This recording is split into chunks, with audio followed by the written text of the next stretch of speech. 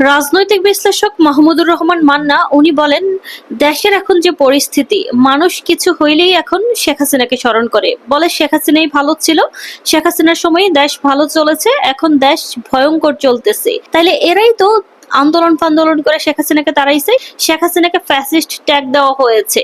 সাধারণ জনগণ যারা আছে তাদের একটাই কথা, শেখ হাসিনা আমাদের ঘর দিয়েছে, এই পাতা দিয়েছে, সেই পাতা দিয়েছে, এই সরকার আমাদের কি দিচ্ছে? আবার এই সরকার আসার পর দেশ আরো খারাপের দিকে যাচ্ছে। শেখ হাসিনা পদ্মা সেতু করেছে, মেট্রো রেল করেছে, মানুষ যেটা দৃশ্যমান দেখে সেটাই বলতেছে। তো এই যে এখন বাংলাদেশে আওয়ামী লীগের মিনিমাম 4 থেকে 5 কোটি ভোটার আছে, এই ভোটারদের সরকার কি করবে? চাইলেই তো এদেরকে দেশ থেকে বের করেও দিতে পারবে না, বা চাইলেও এদেরকে বানের জলেও ভাসিয়ে দিতে পারবে না। আর এই যে 4 কোটি 5 কোটি আওয়ামী লীগের ভোটার, এরা তো ভুলেও অন্য কোনো দলকে ভোট দিবে না, এরা তো ভোট কেন্দ্রে যাবে না।